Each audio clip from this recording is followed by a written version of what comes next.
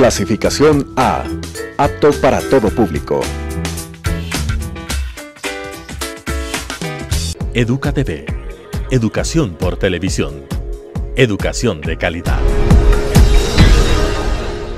Qué gusto estar nuevamente en contacto a través de la señal de Telesucesos, Canal 29 y su programa Educa TV, donde nos damos el tiempo de pensar el mundo, de aprender sobre la experiencia humana y sobre todo de mejorarnos a nosotros mismos.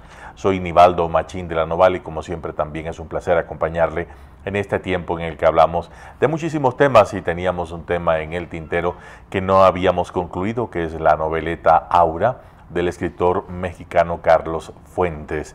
Habíamos conversado en el programa anterior sobre algunos elementos simbólicos presentes en Aura y por qué lo utilizaba Fuentes utilizaba la novela del francés Jules Michelet, la novela La Bruja, para conformar y hacer una suerte de saga con Aura, publicada en 1962, justo 100 años después de haberse publicado La Bruja de Michelet. Entonces, precisamente, en el programa de hoy vamos a conversar sobre estos elementos. Hay que recordar que Aura es una creación de Consuelo.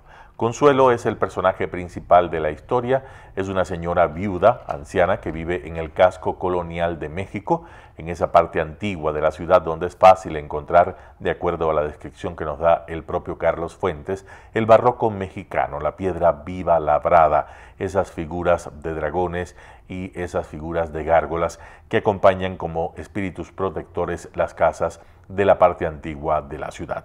Entonces, en esta parte antigua vive Consuelo, vive sola en su casa con una supuesta sobrina que se llama Aura. Habíamos explicado también el significado de la palabra aura en sus tres acepciones: ese campo magnético que rodea los cuerpos, la brisa suave, una brisa suave y fresca que es capaz de mover las hojas de una manera imperceptible, y el aura como el ave carroñera que habita en América.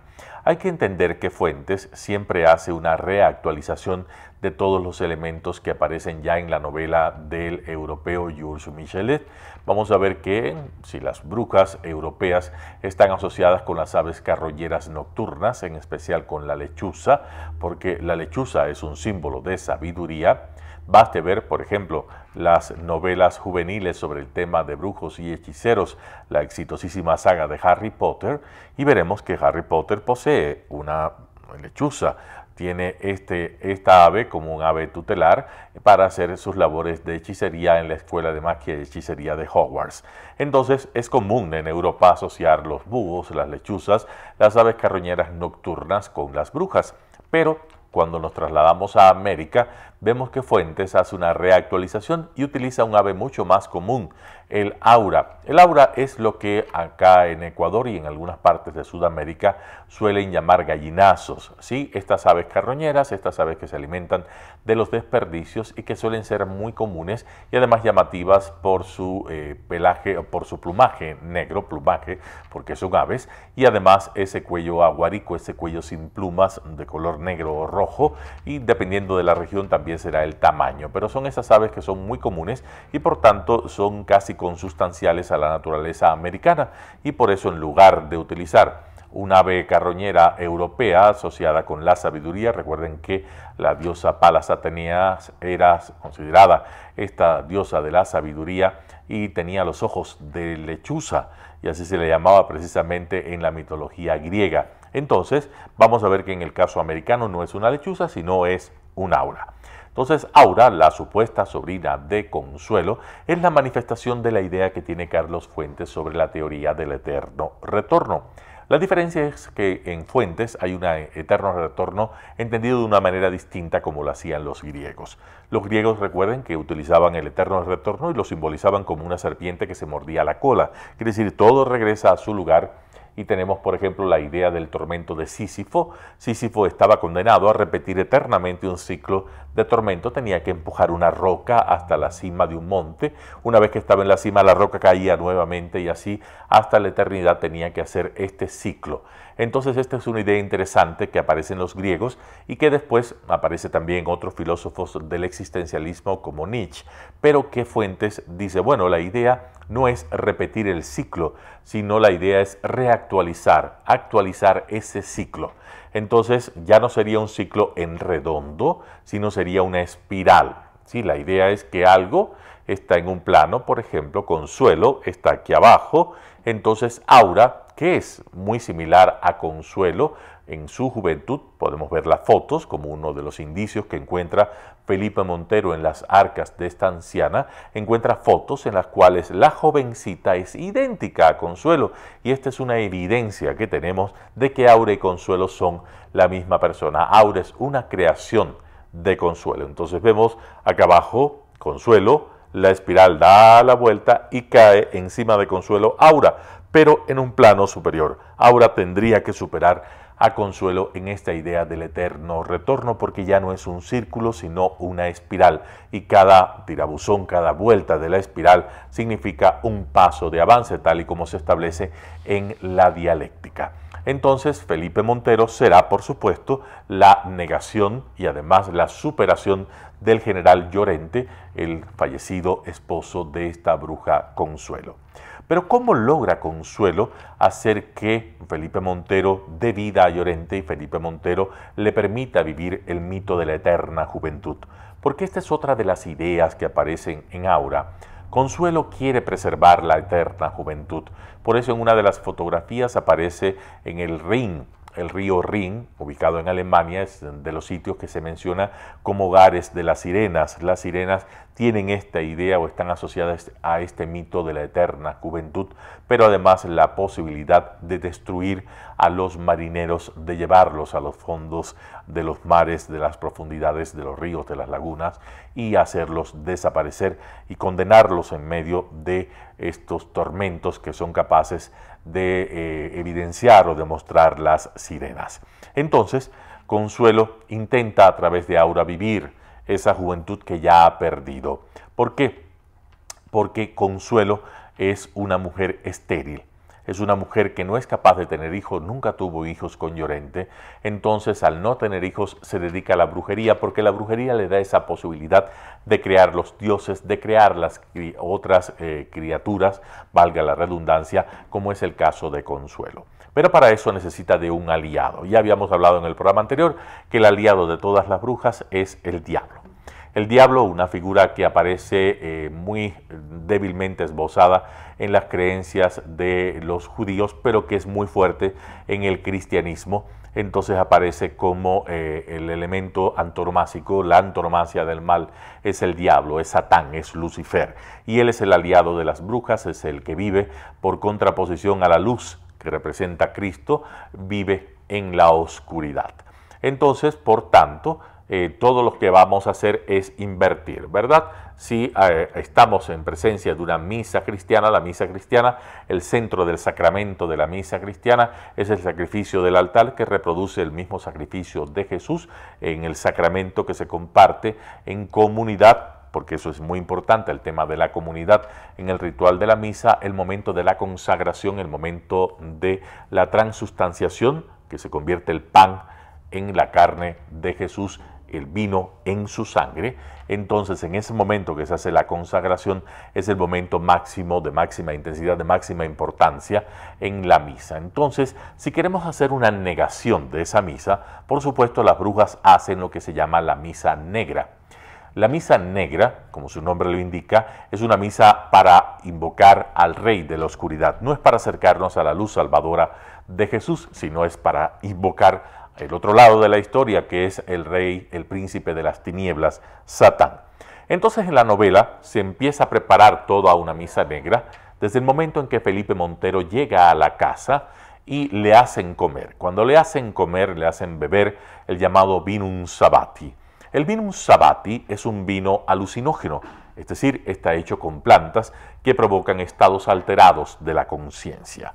Entonces, estas plantas se describen con lujo de detalles al inicio de la noveleta. Cuando él pasa por el jardín, él dice que siente los olores de la dulcamara, de la belladona, y empieza a mencionar estas plantas. Hay que recordar, por ejemplo, la belladona. La belladona tiene una gran cantidad de atropina.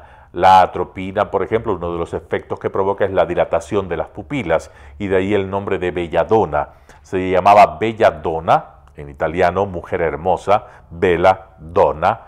Es la idea de que en la época del Renacimiento usaban las semillas y hacían una solución y las mujeres se ponían gotitas en los ojos. ¿Qué hacía esto? Dilataba las pupilas. Entonces las mujeres del Renacimiento aparecían con unos ojos enormes, con unas pupilas hermosas, dilatadas. Lógicamente no veían mucho porque con una pupila dilatada se puede ver muy poco, pero eso sí, hermosas. Podían tropezar con los muebles de la casa, caerse por las gradas, pero no perdían su hermosura. Y de ahí el nombre de esta planta alucinógena, la belladona, que así se dice en castellano. Bueno, estas plantas, la dulcamara, la belladona, el gordomomo, estas plantas son utilizadas para hacer el vino un sabati. Entonces a Felipe le dan a beber este vino, que ya imaginarán la botella es de color verde. Habíamos indicado que el verde es el color de las brujas, porque el verde representa la naturaleza y es en el bosque, es en la naturaleza donde las brujas establecen el contacto con el príncipe de las tinieblas, con el diablo, con Satán. Esta bebida, que provoca un estado alterado de la conciencia, es lo necesario, el paso previo para llegar a la misa negra. Porque si en la misa cristiana el culmen sería el momento en que se comparte el cuerpo y la sangre de Jesús, en la misa negra el momento es en el que se ofrece sobre el altar, que ya no sería el altar como lo vemos en las iglesias, una suerte de mesa, de piedra u otro elemento donde se hace el sacrificio, sino es el propio cuerpo humano. Cada cuerpo se ofrece a sí mismo como altar. Entonces, y de ese cuerpo va a emerger su contrario. ¿Sí? Vamos a entender un poco. Hay espíritus malignos que somos capaces de engendrar en tanto y en cuanto cada uno de nosotros posee la posibilidad de los dos géneros. Para eso baste ver la naturaleza. En la naturaleza existen criaturas que pueden hacer o tener los dos géneros. Por ejemplo, los caracoles. Los caracoles, hay variedades de caracoles que se pueden autofecundar, quiere decir, son hombre y mujer al mismo tiempo. Dos caracoles se unen y quedan fecundados los dos porque los dos tienen las dos posibilidades de genitalidad. Entonces, en una misa negra, lo que hace es de cada uno sale el opuesto. Es decir, si es un hombre, saldrá una mujer. Si es una mujer, saldrá un hombre, un espíritu maligno, un diablo. Entonces, con el género opuesto al de la persona que lo ha invocado en medio de esta orgía en la cual se consumen estas sustancias alucinógenas. Entonces, si es una mujer, esta criatura diabólica se llama súcubo. Si es un hombre, esta criatura diabólica se llama íncubo. Tiene que ver con la posición en el momento del acto sexual. Íncubo es el que está hincado de rodillas sobre, y por tanto está asociado en la posición más tradicional del acto sexual con lo masculino. El súcubo es el que yace, por tanto, habitualmente está relacionado con la mujer, por tanto, de ahí los nombres: íncubo para una criatura diabólica de sexo masculino, súcubo para una criatura diabólica de sexo femenino. Recuerden que viene de la misma persona. En este caso, Felipe Montero, cuando aparece la criatura que se parece, por supuesto, a quien él desea. ¿A quien desea Felipe? A Aura. Entonces la criatura que aparece se parece a Aura y Felipe piensa que está teniendo relaciones sexuales con Aura. Realmente está teniendo relaciones sexuales con una criatura diabólica, con un súcubo que se parece a Aura y que él mismo engendró. Entonces es importante entender que en el momento en que están teniendo el acto sexual, por eso dice en el texto que están compartiendo una hostia y el súcubo le invita a Felipe a comer la hostia. Recuerden que el principio de la misa negra es desacralizar, sí, es profanar todo lo que es sagrado para la misa cristiana.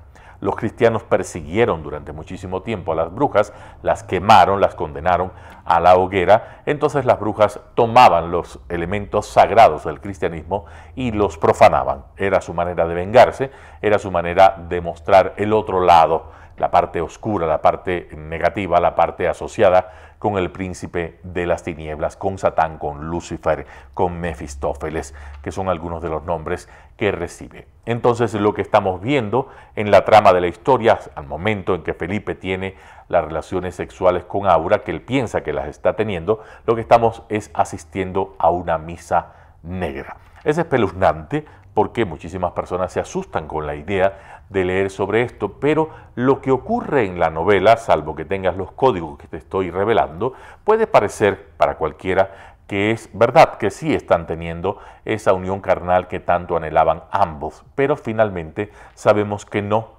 porque al final, cuando Consuelo dice, es una de las que dice, estoy muy cansada, ahora no la puedo traer de nuevo, le dice a Felipe, pero ya ella volverá, refiriéndose a Aura. Entonces aquí evidenciamos que Felipe ha tenido relaciones con una creación.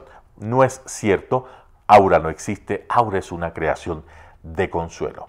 Previamente también hemos visto que se ha sacrificado a un macho cabrío. Hay un momento, una escena muy interesante que ya revela indicios de que son la misma persona, de que Consuelo y Aura son la misma persona. Felipe entra a la cocina, ve a Consuelo sacrificando un macho cabrío. El macho cabrío, este chivo, ¿sí?, que tiene cuernos, esta cabra con cuernos, es asociada siempre con el diablo. Recuerden que el diablo se le representa con cuernos, y el nombre en euskera, que es el idioma que se habla en el País Vasco, es aquerre. Un macho cabrío se dice aquerre, de ahí se deriva el término aquelarre. Aquelarre es la reunión de las brujas, ese momento en el que se reunían las brujas para hacer la misa negra, y comenzaba con este sacrificio. Si en el ritual católico lo que se sacrifica es el Cordero de Dios, recuerden que a Jesús se le llama el Cordero de Dios, y en el ritual así se le menciona, entonces, opuesto a un cordero que no tiene cuernos, que es la imagen de la bondad, del sacrificio que se asume como amor ágape, vamos a ver la presencia del macho cabrío es la contraposición. Recuerden que siempre hay este juego de opuestos, estas antípodas, estos elementos antitéticos. Entonces, Consuelo está haciendo los mismos movimientos que hace Aura en la cocina. Aura está matando el macho cabrío y arriba Consuelo hace lo mismo. Quiere decir, imagínense en el aire, esgrimiendo el cuchillo, haciendo todos los elementos como si fuese un maestro titiritero, y Aura solamente fuese la marioneta. Es la manera de conectarse. Algo que también Felipe ve en el momento de cenar. Él ve que los gestos que hace Consuelo son idénticos a los gestos que Aura hace, pero él no entiende qué es lo que está pasando, y nosotros no podemos entenderlo si no tenemos los códigos para hacer la lectura de esta novela corta de Carlos Fuentes, Aura, una novela apasionante que muestra la idea de que los ritos, todos estos ritos paganos, sobrevivieron bajo el barniz, esa capita protectora que mostró la evangelización, y muchas cosas se decían sí hacia afuera, pero hacia adentro se mantenían las creencias y la ritualidad popular. Pero Aura tiene mucho más. Aura tiene otros elementos que también hay que entender al momento de comprender una obra que para mí es de las mejores que hizo Carlos Fuentes, a pesar de su brevedad, es muy cortita. Sin embargo, todo lo que está detrás hace o refleja esa idea de Fuentes de que la historia y el pasado siempre están ahí y van a estar ahí, y no hay manera de eliminarlos, y van a regresar con muchísima fuerza. Y esta es una de las tesis que se manejan en esta noveleta corta de la cual hemos hablado en el día de hoy. En el próximo programa seguiremos conversando, por supuesto, de temas apasionantes, como no. Soy Nivaldo Machín de la Noval, y nos volveremos a encontrar acá en Educa TV, en Telesucesos, Canal 29 UHF. Educa TV. Educación por televisión. Educación de calidad.